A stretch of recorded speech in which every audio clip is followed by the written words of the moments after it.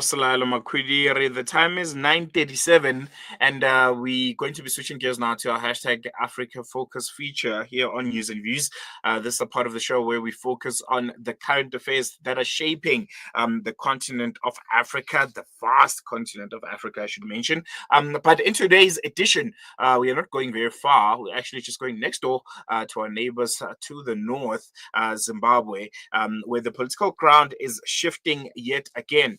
Nelson Chamisa, the charismatic former leader of the CCC, has announced a break from traditional party politics, instead forming a new political movement, which is not a party in a sense, but it's a response to mounting pressure and infighting from his former political home.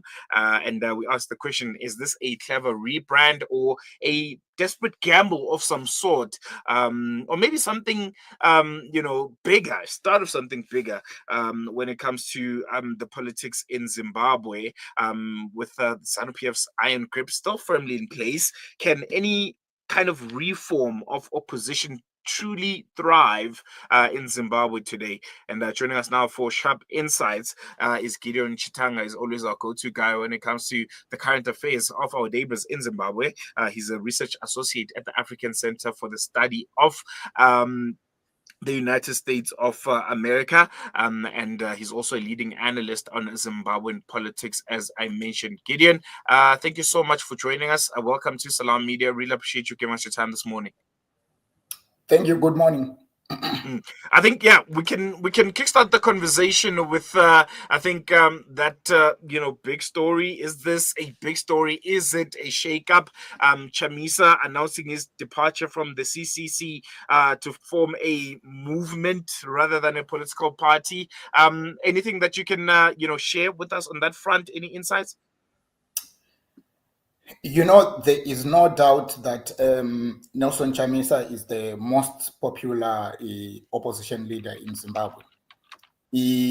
I think that the challenge, the past two elections that he contested with President Mnangagwa has been really close. And I think concerns from his supporters and people who watch Zimbabwean politics were, how does he build the momentum from the last two elections to continue to increase the gains, but also not only the gains in terms of political support, but also the gains in terms of what role the opposition could play within the context of Zimbabwean politics.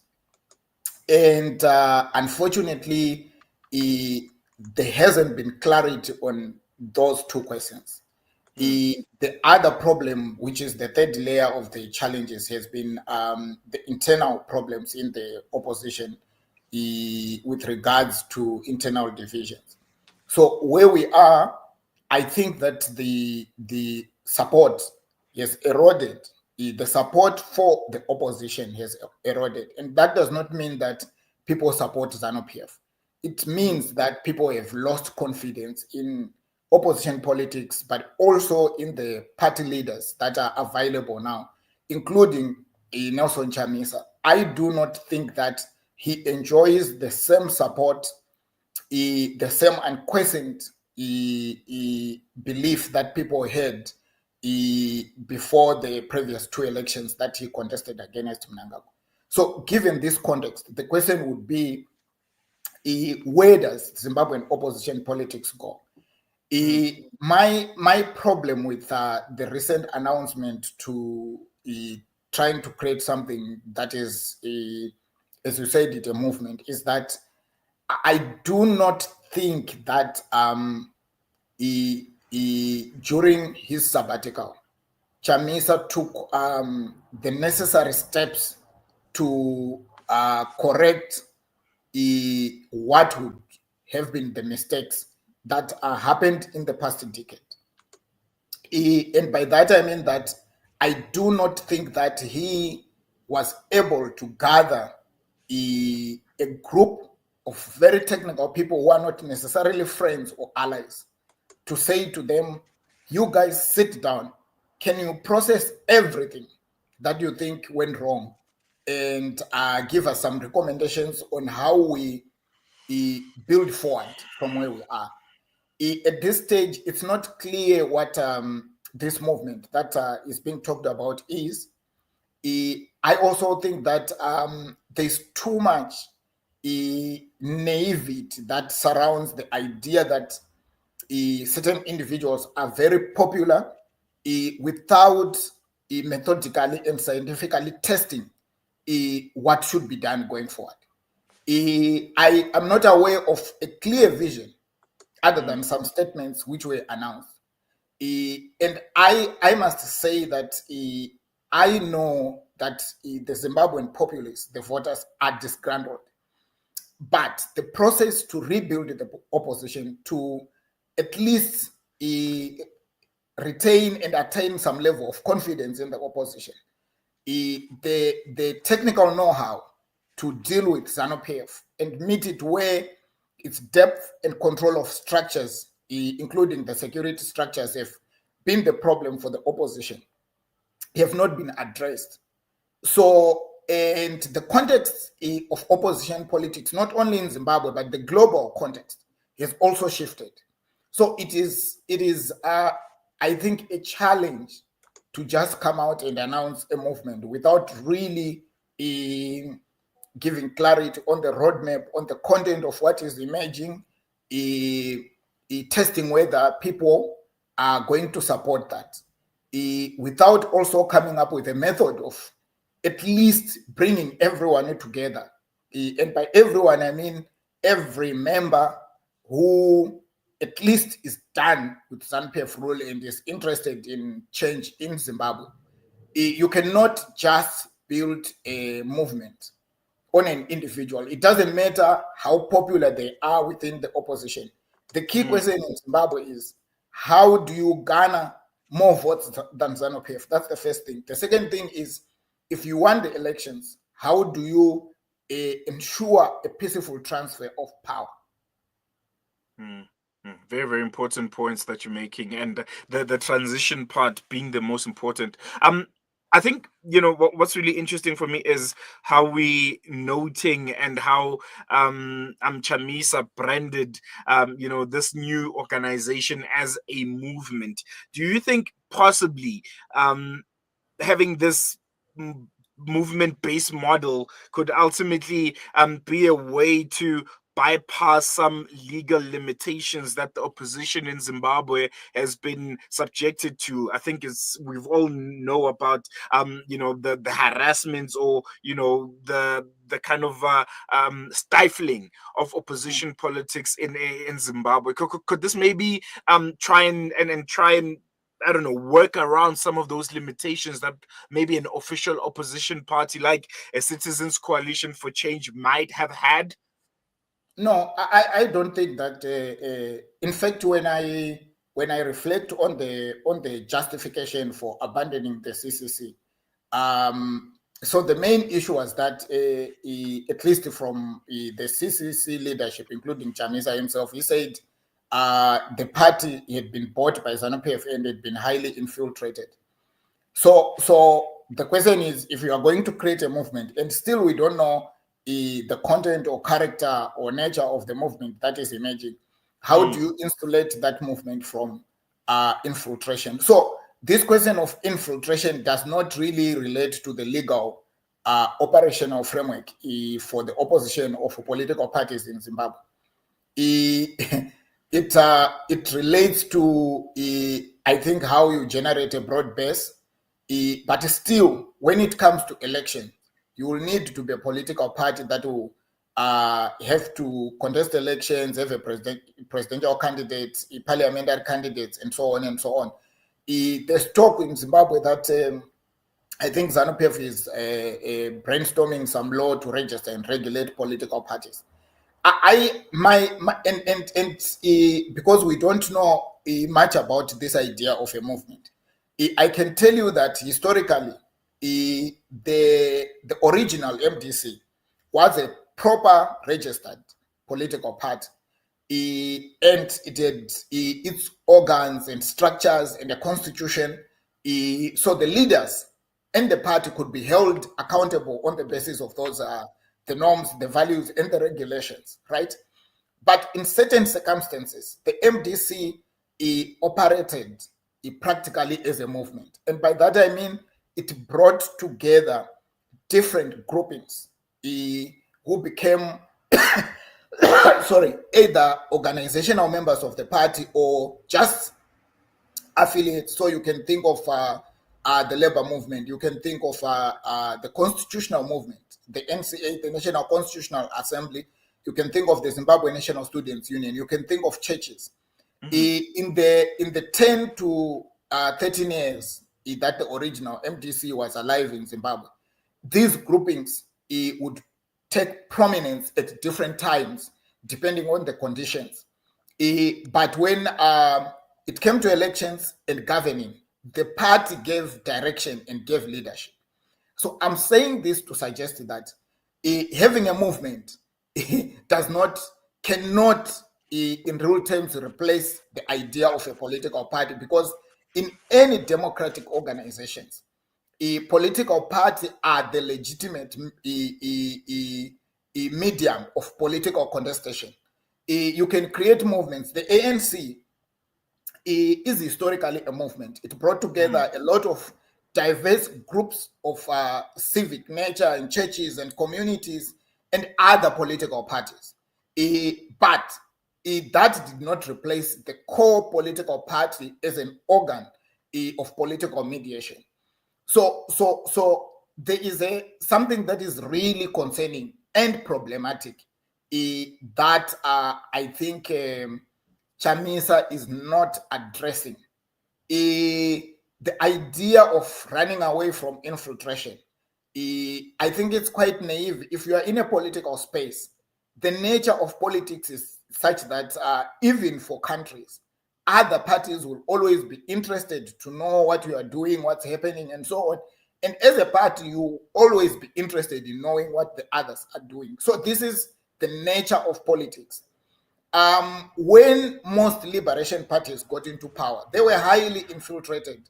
Last week, I had the benefit of listening to some interviews about the ANC from some of its co-leaders, even when it was in power, and how there was such a serious discussion about some key figures of the ANC having been members or promoters of the former apartheid regime. But the ANC did not disband or recreate itself into some kind of a movement because it was infiltrated. It found ways of operating and successfully getting power under those circumstances. So we have a problem when we throw words and phrases and things, and I think Nelson Chamisa is very good at that, but without substantially engaging with the problematics of what we are trying to address. So this is the problem. If you ask me in a very simple way to say, what does Zimbabwe need or what does the opposition need to do, I'll tell you that the opposition simply needs to have a democratic and accountable opposition political party, and the leadership that is also democratic and accountable. That's the first step.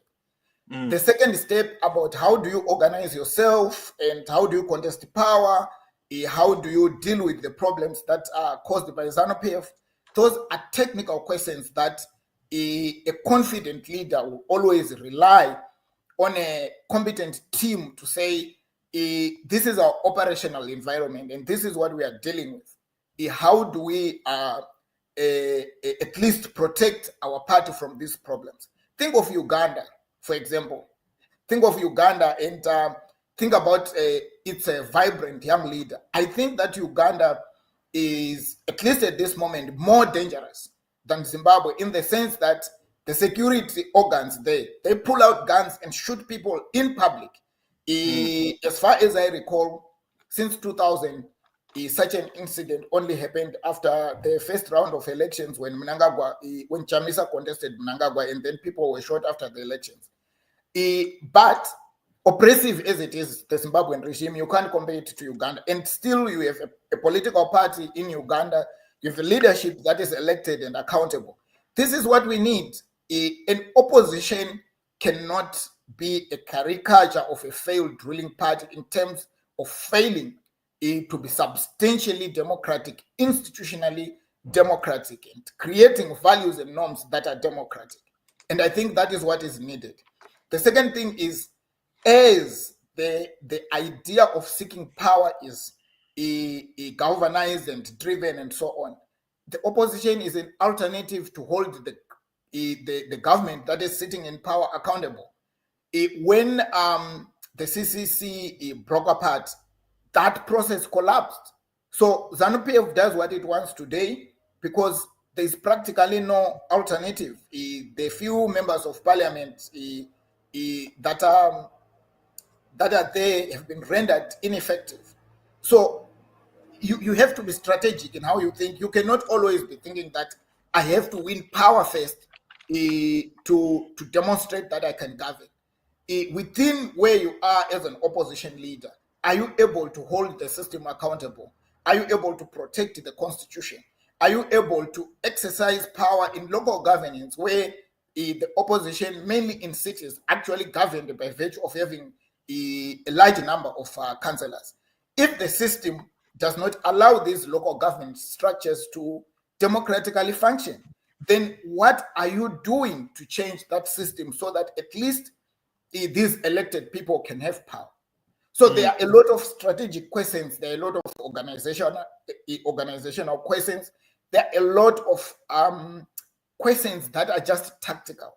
There is a serious need for deep technical processing of what is happening, identifying the problems, so that a systematic way of responding to these problems can inform the way forward.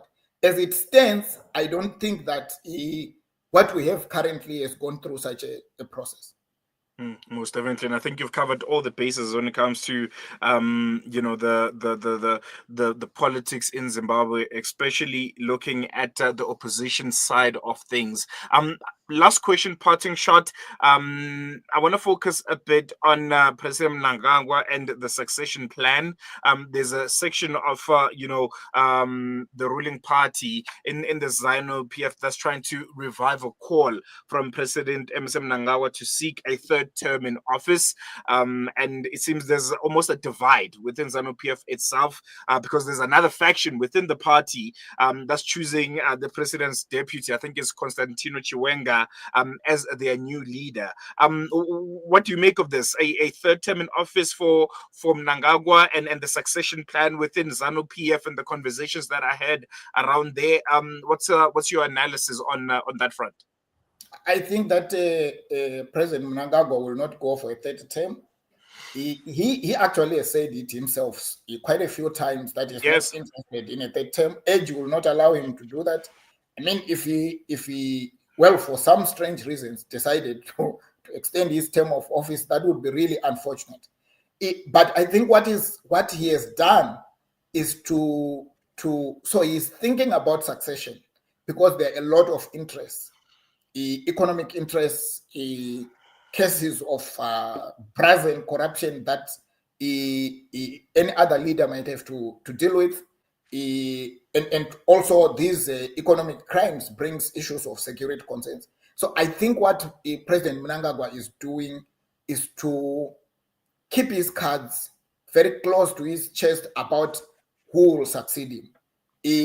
There are conversations in Zimbabwe about an agreement between President Mnangagwa and Vice President Chiwenga after the 2017 coup, to the effect that they agreed that Mnangagwa would lead for one term and then allow Chiwenga to lead. Well, politicians will always make informal pacts and not respect them. So it will depend on whether President Mnangagwa believes that if Vice President Chiwenga succeeded him, he will be able to protect him. But also that will create a problem because Zimbabwe has faced like brazen corruption. It's deep, and now it filters to shockingly very low levels of society. People still in schools, there's no accountability. In local government structures, in districts, And this way of behaving, it looks like it's normal because it's also happening at the highest level, and no one questions, no one is held accountable or punished for these things. So whoever succeeds President Mnangagwa, even if they had to win elections, they will have to face this situation. And if they don't address it properly, I do not think that any other leader he would gain the confidence of the populace. I also think that Zimbabwe requires I think a different type of leadership after this generation of liberation war functionaries. A leadership that is dynamic, that is smart, that understands international politics, has their heart in the national interests of the country, not the personal networks that regulates access to power and wealth, so that we can build a dynamic, modern economic state that stops burdening our other neighboring countries like South Africa and others. Mm-hmm. I wanted to let you go, but I think I can just squeeze in one last question because you touched on something that's very, very important. The post-colonial Africa kind of leadership that it's required in Zimbabwe.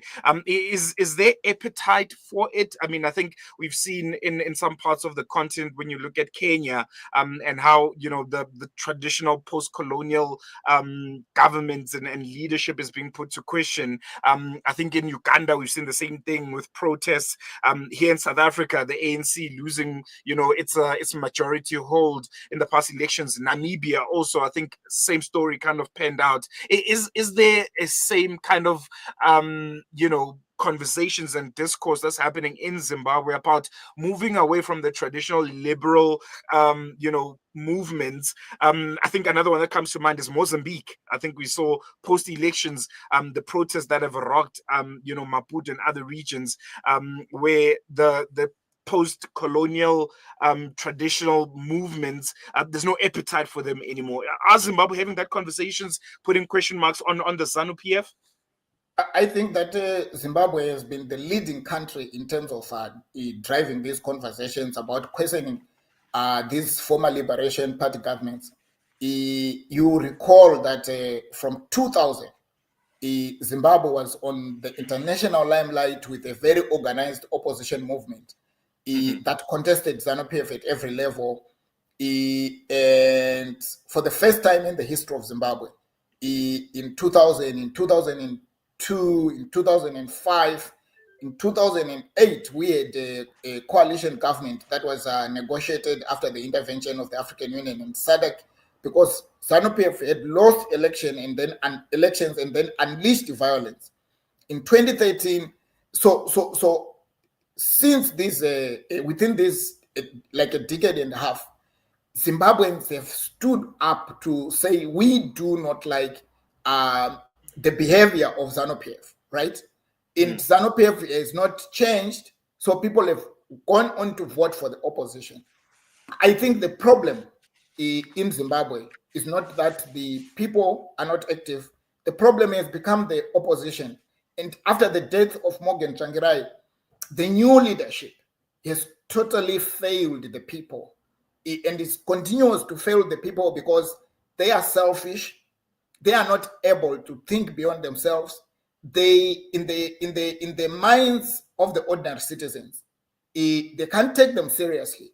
And at this point, even with a younger leader like Nelson Chamisa, who a lot of people believed in, I think it will be very difficult for him to galvanize the same level of support that he enjoyed, because his nature of politics is very problematic.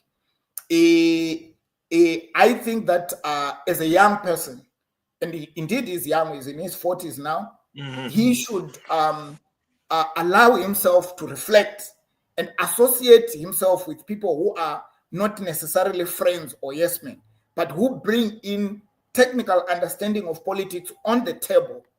And, if you succeed because you have a good team around you, no one will talk about the team. They will talk about you as the best leader ever.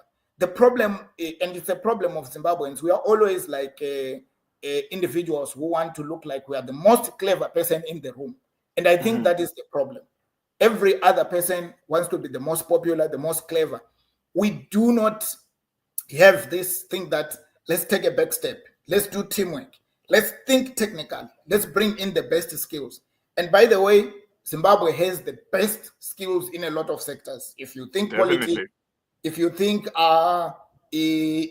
technological know-how, we have a lot of educated people who are doing well abroad, at home. So we need to use these skills, even within politics, to fight our struggles and to better the welfare of our people.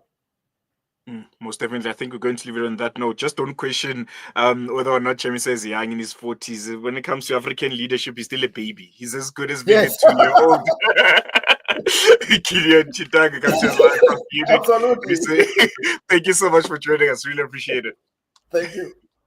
There you go, Gideon Chitanga coming to us live from Munich. And yeah, just giving us the state of opposition politics in Zimbabwe and Chamisa's new vision that he has with this new movement that he's, come up with, leaving the CCC. And it'll be interesting to note the kind of impact that it will have when it comes to challenging ZANU-PF and shaping the future of Zimbabwe and its politics. We need to keep a very, very keen eye on Zimbabwe, very important to South Africa. They are neighbors to the north. I think there's a lot that we share with Zimbabwe. There's human-to-human interactions and trading. I think they are a very, very close partner and close ally, and we can't ignore whatever breaking news that's coming out of Zimbabwe. They're almost a part of us in a lot of ways.